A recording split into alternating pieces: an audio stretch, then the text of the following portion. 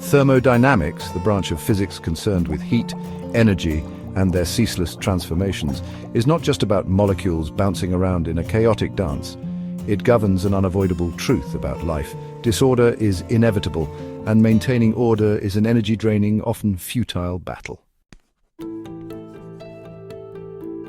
The second law of thermodynamics ensures that entropy, a measure of disorder, always increases in a closed system.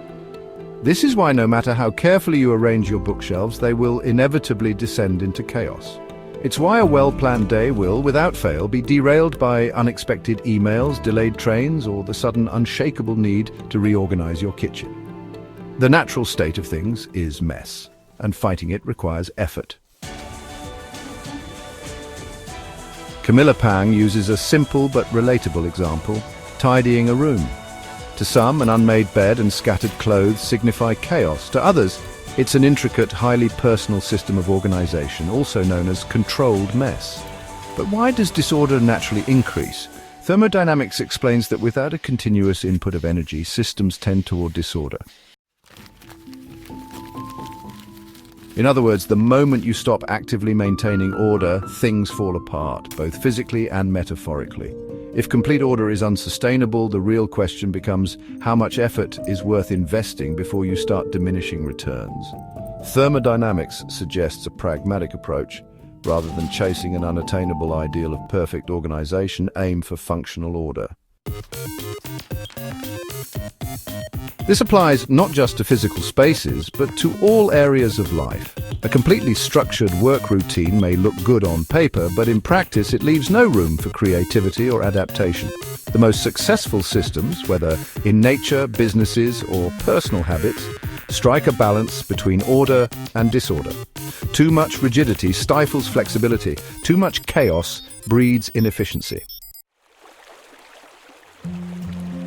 Nature itself operates on this principle. Ecosystems thrive not on rigid order, but on adaptability. Even biological homeostasis, the process by which living organisms maintain stability, is dynamic, constantly adjusting to external factors rather than enforcing strict, unwavering control. A well-organized person does not micromanage every detail of their life, but rather manages the right amount of chaos, enough to allow creativity and spontaneity without spiraling into dysfunction. The principles of thermodynamics don't just shape the physical world, they also dictate how we make decisions. In thermodynamics, equilibrium is the state in which all forces are balanced and no further change occurs. Sounds peaceful, right?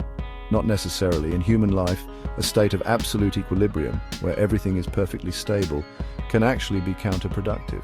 If nothing ever changed, there would be no growth, no new ideas, and no reason to adapt. Just as a system needs fluctuations to remain dynamic, humans need moments of disorder to drive progress. Mistakes, disruptions, and unexpected challenges force us to reassess and refine our decisions. In other words, while stability is nice, too much of it leads to stagnation.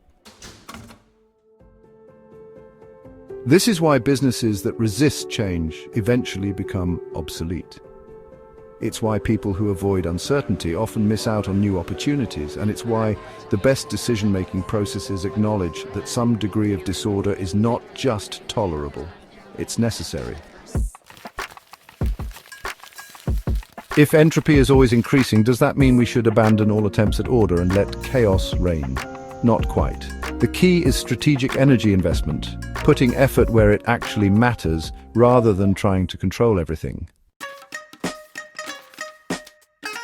Prioritize what deserves order. Not all forms of organization are worth the energy. Some areas of life, finances, health, key projects, benefit from structure. Others, like maintaining an impeccably tidy desk or enforcing a strict 5-year plan, can tolerate a bit of flexibility. Learning where to apply effort and where to embrace controlled disorder is essential. Accept that perfection is a myth. The pursuit of total order is exhausting and, more importantly, impossible. Every to-do list will generate more tasks. Every organized space will eventually need reordering. A more sustainable approach is adaptive organization, creating systems that can adjust rather than enforcing rigid structures that are doomed to collapse. Recognize that order requires external energy. Whether it's motivation, discipline, or external support, order doesn't sustain itself. This is why people who seem effortlessly organized often rely on tools, habits, or well-established systems to keep things running smoothly. Recognizing that maintaining order takes ongoing input helps set realistic expectations, because when things inevitably slip into disorder, it's not failure, it's physics. Thermodynamics teaches us that life isn't about eliminating disorder, it's about learning to manage it effectively. A well-run system isn't one that fights chaos at every turn, but one that knows how to work with entropy rather than against it. Whether it's managing workload, decision-making, or simply keeping your home from resembling an archaeological dig, the goal should never be absolute order. Instead, it should be a dynamic equilibrium, one that allows for spontaneity, adaptability, and occasionally a bit of glorious necessary mess. So, the next time you're staring at an untidy desk, a life plan that has gone off the rails, or an inbox that seems to be multiplying on its own, remember, it's not your fault, it's physics.